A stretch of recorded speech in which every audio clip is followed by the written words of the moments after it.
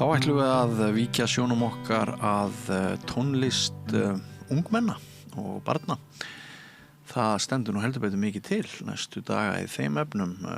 Bara svona það sem kemur fyrst upp í hugan hjá mér á þess að ég fylgist nú neitt sérstaklega vel með er að það er til dæmis framöndan útskriftartónleikar hjá Menntaskóla í tónlist og svo er Nótan sem er svona uppskeruhátíð tónlistarskóla á Íslandi með heilmikinn viðburð helgina. Hún er komin til mín til þess að ræða það. Hún Anna Rún Atladóttir, verður velkomin. Takk fyrir að bjóða. Þú ert skólastjóri Tónmenntaskóla Reykjavíkur. Já. Og hefurðu langa sögu af Nótunni?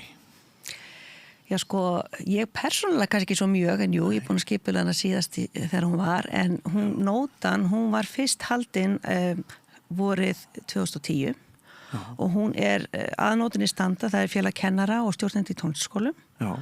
Og svo samtök tónlistarskólastjóra. Já.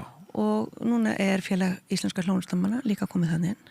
Einmitt. Og þetta er auðvitað stór viðburður. Ég fekk hann svolítið svona í fangið þessa Reykjavíkurnótu núna og ég er svo sem ekki ein í nefndinni, við erum nokkra sem að þessum standa. Þú kallar þetta Reykjavíkurnótu? Já, sko, ég heiti Svæðisnefnd Reykjavíkur. Já, ég veit. Af því að hún er náttúrulega ekki haldin bara í Reykjavík, hún er haldin all land. Á 5 stöðum. Hún var, Norrlendingar tóku forskot á sæluna og héldu sína tónleika síðustu helgi í Laugaborg í Eyjafirði. Í Laugaborg í Eyjafirði? Já, þannig að það er ekki alltaf hof á Akureyri. Nei, þeir eru alls það voru 7 tónlistarskólar sem komu saman, yfir 100 nemendur sem að spiluðu þar. Já. Og svo er hún næstu helgi á 4 stöðum á landinu og hún verður fyrir vestan á Patreksfirði í félagsheimilinu. Klukkan 2, svo verður hún fyrir austan í Miklagarði á Opnafirði. Og svo saminast Suðurland, Kræin og Suðurnesin í tónleikum í salnum í Kópavogi. En við hér í Reykjavík, við erum auðvitað með mjög marga skóla. Já. Og það eru 14 skólar sem saminast tónleika og 1 skólahljómsveit. 14 af 18 skólum Reykjavíkur. Og við verðum sérstaklega í Ráðhúsi Reykjavíkur á laugardaginn frá 10:30 eða svona fyrstu tónleikarnir klukkan 11 til 3:30. Já, þetta verður mjög spennandi því þarna eru þið svolítið að sigla inn á ókunn mið, er ekki Ráðhúsið nýr vettvangur fyrir keppni sem þessa? Jú, sko í rauninni þetta er ekki keppni núna. Nótan hefur verið haldið sem alls konar viðburður. Hún byrjaði kannski sem keppni og svo var breytt út af og svo var hún tónleikar. Einhvern tíman í COVID þá ákveðu að hafa bara gerði við kynningamyndbönd, þetta var svona netnótan. Þetta árið ákváðum við hér í Reykjavík að hafa opið hús og þá hugsaum við hvað er betra opið hús heldur en Ráðhúsið og svo heppin að fá þar inni. Þannig að við verðum með 3 tónleika klukkan 11, 1 og 3:30 þar sem að mjög margir koma fram og alls konar atriði, við erum með einleiksatriði alveg upp í svo 30 manna atriði. Þetta er háklassík upp í, við heyrum yfir í jazzslagara. Og og svo ætla skólarnir líka að vera með svona kynningabása sem vera með hljóðfærakynningu, við ætlum að vera með listasmiðju og bara sem fólk getur alveg komið og hitt okkur og rætt hljóðfærin og tónlistarnám. Sögur hljóðfærana og tónlistarana. Algjörlega. Ég held þú hafi nefnt aðan að þú væri með eina skólahljómsveit, hver er það? Það er skólahljómsveit Árbæjar og Breiðholts sem ætlar að vera með okkur. Já. En það er alltaf að vera saman í kynningunni, það er svo mikið að vera þessa dagana hjá þeim, að þeir treystu sér ekki öll að vera með, en verða bara með næst vonandi. Ekki lengur keppni, segir þau? Nei. Hafa hún einhvern tíma verið það? Ég veit, þetta er alltaf svona svolítið viðkvæmt, þetta er svona, við viljum að allir krakkar fái tækifæri til þess að blómstra en það er ekkert kannski allt of gáfulegt að etja þeim saman í einhverju keppni, ekki þá fyrir en þau eru svona komið með einhver þroska eða hvað. Er það ekki það sem að fólk er að hugsa bara? Jú, og svo kannski koma fleiri þegar eru tónleikar náttúrulega þessu önnur hugsun kannski á bakvið það sko. Þetta er auðvitað bara skemmtileg stund þar sem að þau geta sýnt sig og aðrir heyrt hvað er í gangi. Já. Og ég gleymdi að nefna þannig að við ætlum líka að vera með þess að fjöldasögnir í dagskráni, hlutadagskránni. Þannig að geta allir komið og látið ljósið skína í Ráðhúsinu. Já, þannig að fólk almenningu getur komið og... Já, tekið lagið með okkur. Já, skemmtilegt. Þetta verður mjög spennandi. Hljóðvistin í Ráðhúsinu, hún kannski svolítið óskrifa blað fyrir svona gegg eða eitthvað? Já, hún í lagi fyrir kannski lúðrasveitir, en ég veit ekki alveg hvernig þetta verður fyrir önnur atriði. Nei. Við erum náttúrulega með alls konar atriði. Það eins og ég sagði áðan, það verður stór söngatriði, til dæmis söngskóli söngskóli Sigurðar Demets. Þau ætla að vera með atriði úr sínu söngleik, þau eru nú að sína í Borgarleikhúsinu flotta sýningu. Þannig að þar verða 30 manns og ég veist að það verður nú allt í lagi með hljómburinn á því. Og þar nú fullorðið fólk, það ekki líka? Jú, líka. Já. Þetta náttúrulega frá börnum og uppúr. Þó að í Reykjavík séum við kannski ekki alveg að styrkja nám fullorðina mikið, en það annar pakki. Já, það önnur umræða.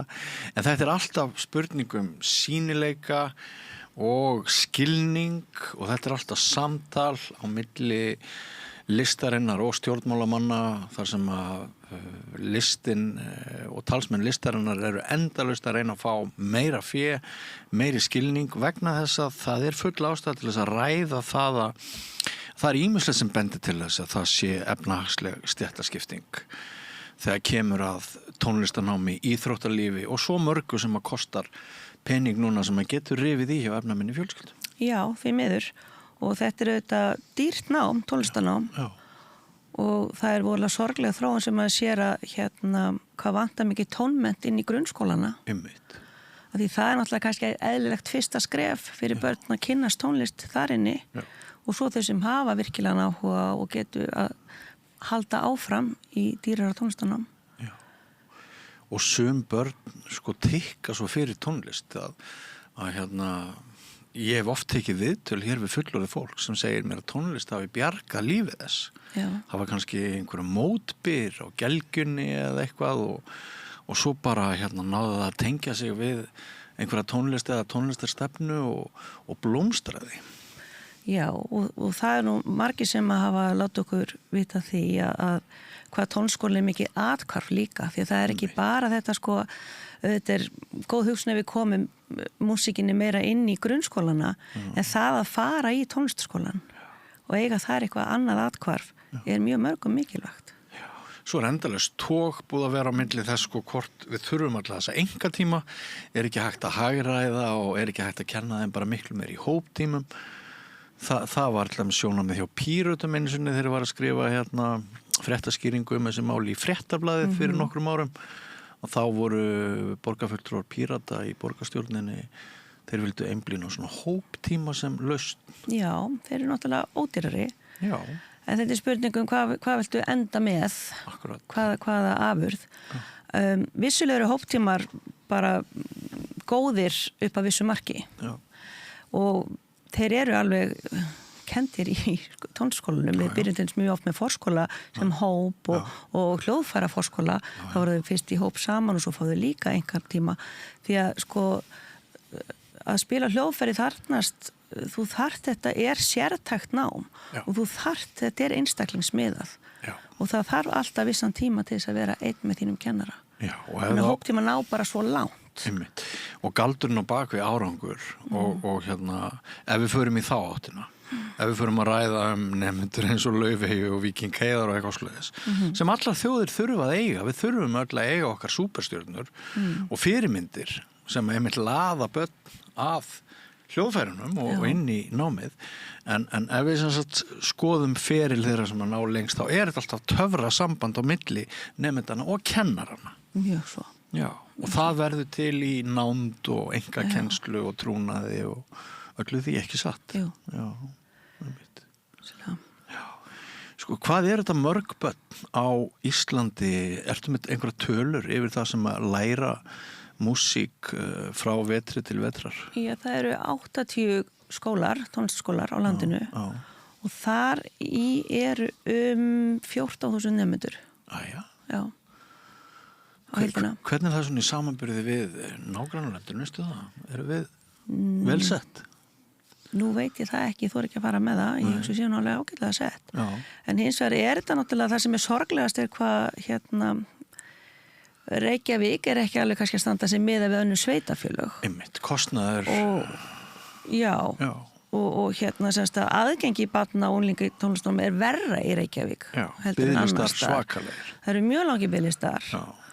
og svo náttúrulega þegar þú skoðar framtíðar skipan tónlistarnáms borgarlandi 2030 þá stendur þar að það eigi að hækka hlutfallið í skrefum af hlutfall ungmanna sem eigi að fá að læra tónlist en við höfum ekki séð þetta hlutfall hækka neitt heldur þvert á móti, það var nú 7% niðurskurður í síðasta vor 7% niðurskurður á skólunum og mér þetta nú gaman að heyra bara hvað frambjóðendur núna hafið því að segja hvaða lausnir þeir hafa.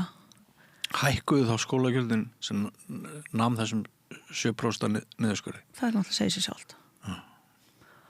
Og í rauninni hafa ekki bæst við nemendastundir í tónlistarskólunum í bara mjög langan tíma. Og það vita það allir, þú rekur ekki heimili fyrir sama pening og var gert fyrir 16 árum líka við. Men það kostar að reka skólana og þá verður við að fá fleiri nemendur. Hefur þið heyrt einhverja umræðu þetta hjá frambjóðendum stjórnmálaflokkana sem eru að reyna að fá okkur til þess að kjósa þá núna 4 vikum fyrir sveitarstjórnarkosningar? Nei, það hefur verið mjög lítil umræða tónlist og mér finnst eiginlega bara líka í okkur vantar eiginlega líka mannskinni í menntamálaráðuneytið til að tala mál okkar. Mér rak augun í það daginn að þá var við að auglýsa eftir skrifstofustjóra leikskóla, grunnskóla og íþróttamála. En það var engin tónlistarinni eða listir nefnt og hvergi. Þannig að það eins og að vanti pínlítið svona aðhald í þessum málum bara yfir höfuð. Já. Sumir segja að fyrir einhverjum áratugum hafi verið sterkari taug á milli menningar og stjórnmálana. Miklu meira. Já, þú ert sammála því? Já, miklu. Hvað heldur að hafi farið úrskeiðis? Af hverju gerist þetta? Já, ef ég vissi það nú. Nei. Þetta er náttúrulega örugglega áhugasvið hvers og eins sem kemur inn í ráðuneytin að vinna þar. Ég veit ekki hvað það er. Kannski eru við ekki nóg ákveðin í auglýsa okkur. Kannski ekki. Nei. En við erum að því með á jákvæðunótum, með nótunni, að við ekki aðtekla okkur. Já. Kannski líka bara áherslan á fyrirsjáanleikan og áreiðanleikan og Excel-skjölin og tölurnar, orðnar, kannski þessar áherslur allt og miklar, að lífið verður ekki, þú pakkar því ekki inn í Excel-skjal, það er svo margt í lífinu, svo margt í menningunni sem að við þurfum að gæta, sem þú mælir ekki beint. Já, vissulega.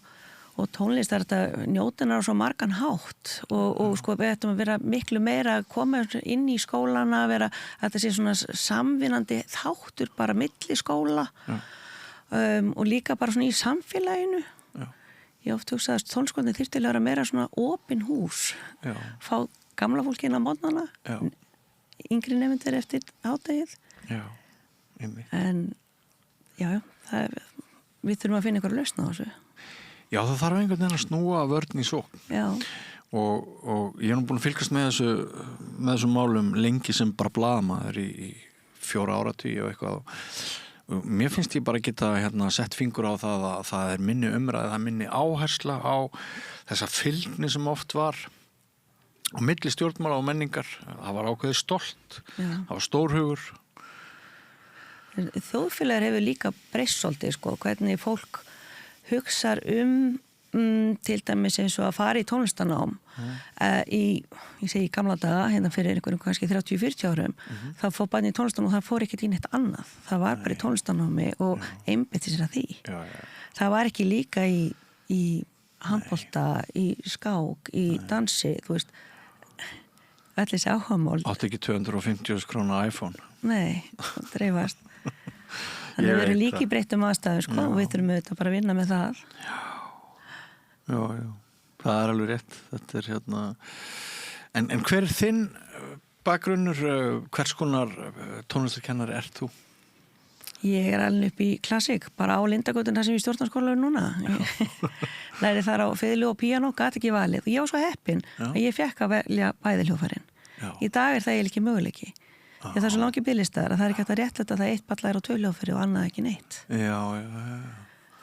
Þannig að ég fekk að læra á 2 hljóðfæri og kláraði kennarapróf á bæði hljóðfærin og ég held svo fram og lærði meiri píanleik, einleikarapróf og fór svo yfir í að verða raddþjálfi og meðleikari frá London. Þannig að fórstu þá eitthvað út fyrir landsteinana? Ég læri í London, Englandi. London?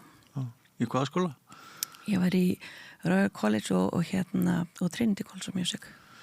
Nú Royal College í hópi þeirra skóla sem síður físilegir fyrir íslenska nemendur náður því skólagjöldin hafa hækkað eftir Brexit. Já, mjög svo. Já. Það orðið mjög erfitt að læra út í Bretlandi. Já. Það einhverjir styrkir en ekki mikið í boði, sko. Þeir dekka kannski eina önn. Nei, já. En það samt alveg ótrúlega hvað Íslendingum hefur gengið vel að fara og þeirra var staðið svo svakalega vel. Já. Og ég held að það sé nú bara góður undirbúningur skólana hérna heima. Jú. En það höfum við sannlega haft fulla ástæð til að vera stolt af okkar tónlistafólki. Heldur betur. En Bandaríkin og Bretland eru svona svolítið af sem áður var.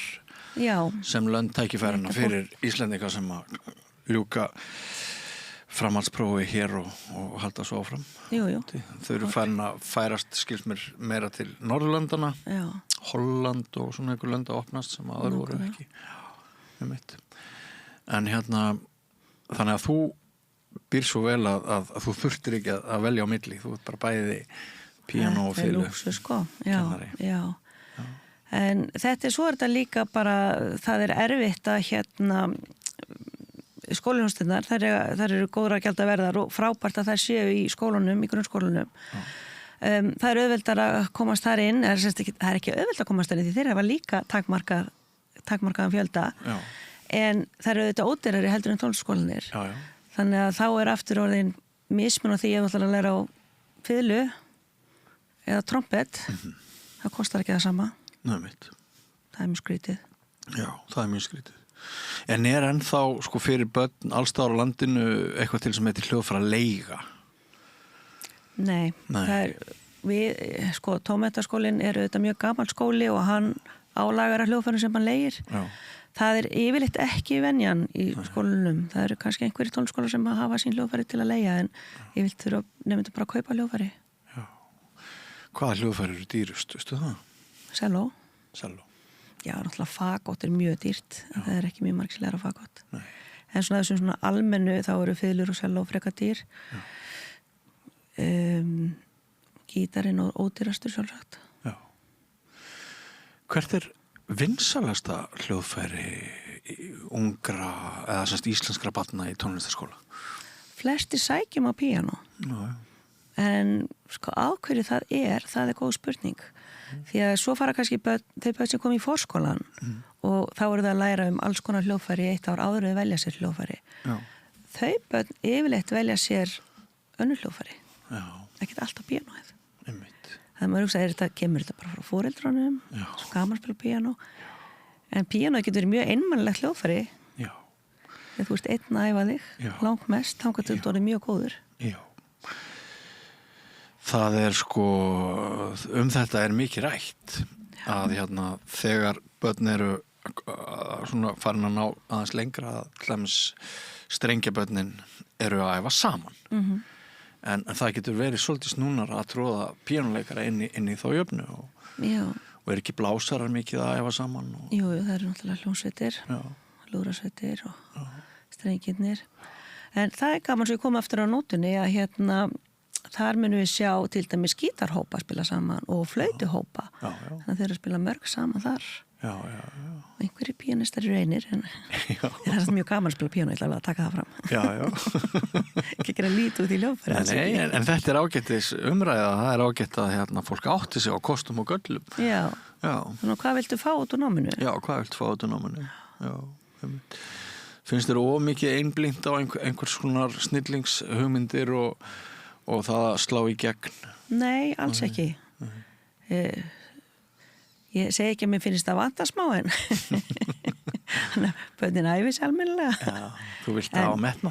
Já, ég er svolítið metna en auðvitað erum við ekki að þessu til þess að búa til snillinga. Það er alveg, það er svona auka gjöf ef slíkt fylgir sko. Já. Við erum auðvitað að bara bæta, við erum að ala upp góðar manneskjur, við erum að ala upp góð gildi og þroska einstaklinga. Þannig að það er alltaf það sem við einblínum á.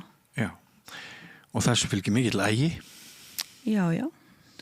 Og ákveðin svona þjálfun hugans? Mikil þjálfun, mikil félagsfærni, það er þroski sem kemur með þessu. Þurfa eiga samskipt vera í þessum aðstæðum sem við erum oft. tala ekki það að vera að koma fram og spila tónleikum. Já. Þar þarftu... Kljástu ýmsa þætti. Þar ertu kannski að þreyta próf sem að aðrir sem ekki taka þátt í svona listgreinum ganga fyrst í gegnum 25 ára gamlir að loknu framhaldsnámi í háskóla, þá kannski fyrst skipti standa einir frammi fyrir 800 manna sal og þurfa að vera með sitt á hreinu. Já. Ég, hér var viðmælandum daginn sem að ræddi það við mig að það væri orðin aukinn hvati fyrir tónlistarfólk að fara alla leið í námi og taka framhaldsstig hvort sem að þeir yrðu atvinnu tónlistamenn eða ekki vegna þess að stórfyrirtæki, til dæmis í Japan þau voru farin að skáta þau vissu sko að jafnvel þótt nemandinn útskrifaður með stórar gráður frá flottum tónlistarháskólum, jafnvel þótt að liggi ekki fyrir honum í þessari brjáluðu samkeppni að verða einleikari eða atvinnuspilari þá vita stórfyrirtækin hvað þarf til þess að hafa klárað námið og þar með sé svona komin umbun og hvati og kannski meiri ástæða fyrir tónlistarfólk og örugglega fleira listafólk til þess að leggja undir vegna þess að þetta er náttúrulega ekki traustasti atvinnuvegur í heimi að ákveða að vera tónlistarmaður. Vissulega ekki. En þess vegna ætti nú að leggja eins meira í tónlistarnám, að leggja meira fjármagn til tónlistarskólana, vera vakandi yfir að sé tónmenti í grunnskólum. Akkurat. Þegar nú stendur það í, náttúrulega tónmentakennsla er partur af grunnskólanámskráni, en samt er það fyrsta sem fíkur ef það þarf að spara. Já. Og nú er í tónmentaskólanum á Lindargötunni, þá eru börn í skólanum úr 19 grunnskólum. Þannig að þau eru hvaðan af að úr borginni. Og einhvern tímann langaði með að heyra svona hvernig væri svo háttað í grunnskólanum hjá þeim. Og fekk lítilsvör hjá borginni, þannig ég tók nú bara síman og hringdi í þessa skólastjóra. Og það voru æði misjöfn svörin. Sumi voru með mjög góða kennslu eins og Melaskólinn, ég takk þetta með, bara virkilega, var með allan veturinn og bara gangandi fyrir alla yngri bekkin allavega. Hjá öðrum var kannski bara einhver svona hringekja þar sem var kennt tónmenti í smá tíma og svo var farið yfir í smíði eða eitthvað annað og svo hjá öðru þá var bara engin kennsla. Þannig að maður er ekkert fylgst með því. Nei. Hvað með skólasöngin? Er hann alls staðaður? Nei, sko það á nú að stofna skilt mér 2-3 nýja kóra, það er nú á dagskránni, ég var ekki búið að því. Borgin hafði það á sinni stefnuskrá í þessu fína riti sem ég nefndi áðan. Laugarnesskólinn var nú alltaf með morgunsöng, ég veit ekki hvort að það er á hverjum degi, ég held að verið bara orðið eftir á föstudögum, ekki lengur á hverjum degi. Þannig að það er undanhaldið, það er náttúrulega rosalega mikilvægt fyrir börn að syngja. Og þetta er bara upp á læsi líka að taka þátt í að læra lög. Já. Þetta hefur áhrif á það, sko. Þegar ég var í grunnskóla í Mývatnssveit, þá komst maður ekki inn í skólan fyrir maður búin að jafna bílinn, allir í röð, svona, svolítið eins og í hernum bara, og svo gengum við inn og við þurftum að vera hljóð og það var sungið 2 eða 3 hver einustu viku, hóptímar. Sólóm var útdeilt. Við lærðum bridge. Já. Sem er svona, og ég hef sagt, mjög krefendi fyrir heila. Og mér finnst stundum þegar ég horfi aftur, sko, þessar fátækasveit, 70 eitthvað, að hún hafi verið bara gríðarlega góðum björgum búin og vopnum til þess að fjölmennta og aga skólabörnin. Já. Og stundum finnst mann eins og að við getum gert betur. Það vanti svolítið. Já, ég veit ekki, ég nú samtali, ég var alveg trú á æskulandsins, sko, og við getum gert marga góða hluti, en kannski er bara athyglinni oft svo dreift. Já, einmitt. Sannarlega var ekkert internet til að trufla mann. Engir símar og líka bara, er ekki bara kannski nóg að vera í 2 tónstundum? Já.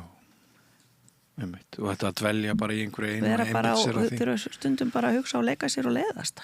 Já. það er mjög Þessi skapandi. mjög þroskandi og skapandi. Já, það er bara gríðarlega margir góður hlutir komið út úr því að mann leiðist. Því þá þarf þetta að gera eitthvað í því. Þá sköpum við lausnir. En alltaf þegar maður er í tónlistaskóla þá leiðist mann ekkert. Þegar maður spila svo mikið á hljóðfæri sitt. Já. Og fyrir sum okkar er náttúrulega tónlistin bara einhver ótrúlegu farvegur sem að virkjar bara huga okkar og hjarta ólíkt öllu öðru.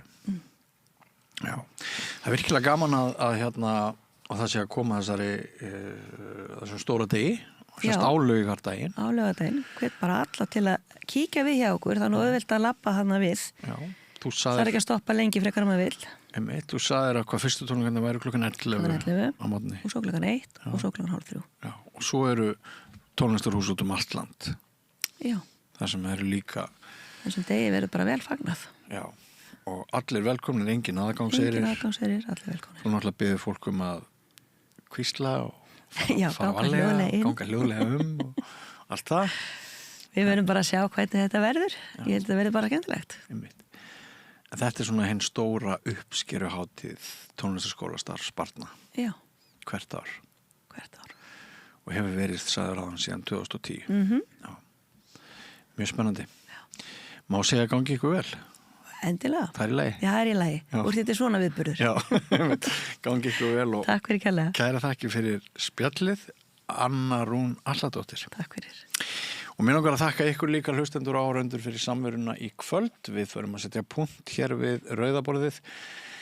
Verðum aftur í loftinu klukkan 8 annað kvöld og ég vil þakka öllum gestum, viðmælendum, tæknifólki og hjálparkokkum sem hafa lagt hönd á pló í kvöld og ykkur áskrifendum og styrktaraðilum.